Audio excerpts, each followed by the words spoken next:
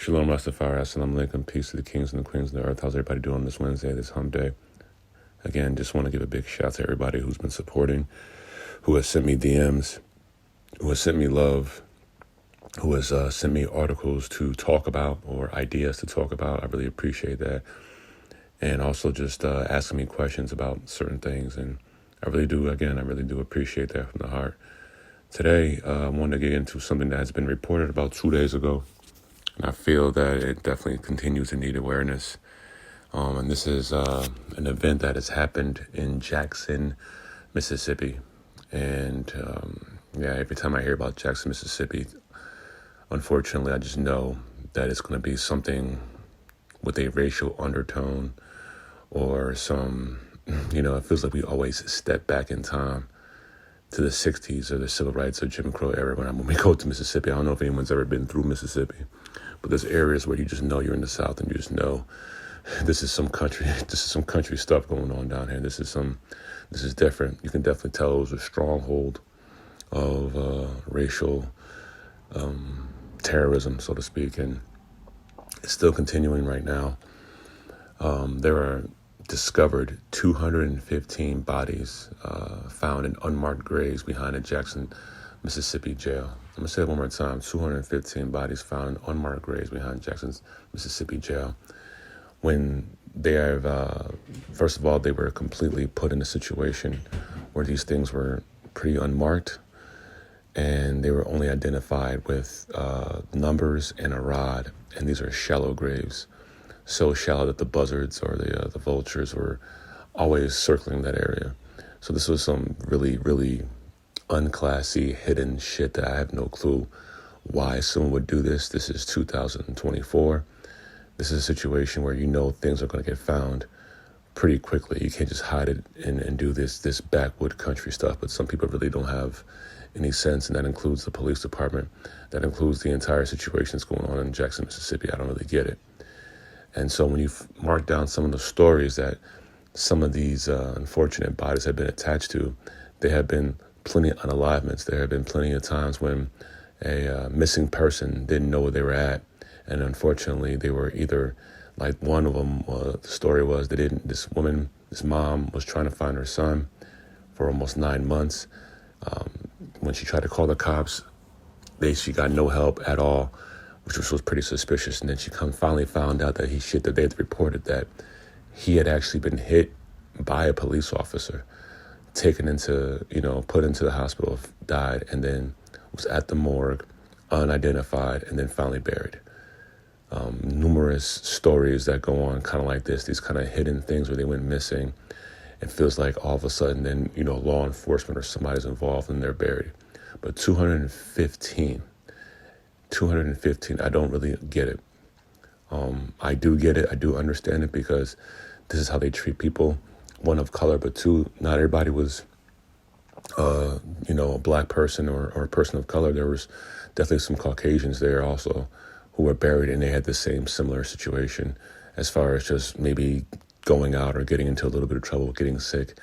And then them not notifying the family is crazy because we all know that's what the first thing they do. This is arithmetic, simple novice cop stuff that we all know. If there's somebody who has been unalived, the first people that they want to get in touch with are the loved ones or close to kin. And if they can't find it, they'll will search and try and, really try to figure out some situations. And maybe if they don't have family, they'll at least, put them in a situation where maybe they will give them a better home going, so to speak. But put them in the back of a jail, put them in shallow graves. It's like, this is going to get discovered. This is just, to me, the outright just disregard for humanity and disregard for people. And Jackson, Mississippi is constantly going through stuff. It feels like every 2 or 3 months there's something going on in that state, in that entire city that just doesn't make sense. It feels like they're still behind times. And it also feels like, how is this not a national story? How is this not put on blast? How is this not put on CNN? How does the world not know about this? It's the same thing also with, when I was in Canada and my indigenous cousins, and there was continuous unmarked graves being found all over the place, all over the place. Construction sites, schools, definitely behind residential schools also. This is something that has been found there are plenty of times, and what happens, nothing gets happened, because it's almost like they buried their past, they put it away. So what? Yeah, you found it. Now what you going to do about it? And I'm really getting tired of that society. I'm really getting tired of being part of a society that's continuously always on this code when it comes to humanity, when it comes to people literally just not caring. Like, how do you do that? I don't care what. There are criminals who get better treatment than that, have done the most atrocious things. You know what I mean? Like, speaking of to keep it, personal, I can talk about Buffalo, New York, about a person coming in and killing 12 of us, or unaliving 12 people at a supermarket, and he's right now in jail getting 3 meals a day. That person should be buried in a shallow grave in the back of a jail. So, not or a person who is doing bad things to little children, or doing bad, like, you know what I mean? Like, but people who it seems like it was a mistake by the police officers, or even just a deadly thing you're trying to cover up.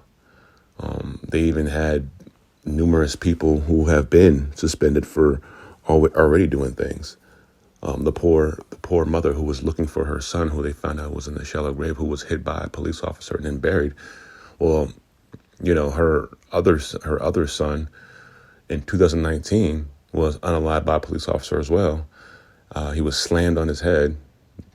He died, and the cop was charged and found guilty for manslaughter, but he's appealing. So we all know what that means. He's probably still getting paid leave. He's probably still appealing that, and he's probably just trying to fight time, and then but eventually they'll get to it, and he'll be on probation, or he might even have time served by the time he appeals it. So these things, when it comes to us, there's just complete disregard for what we do, how we live.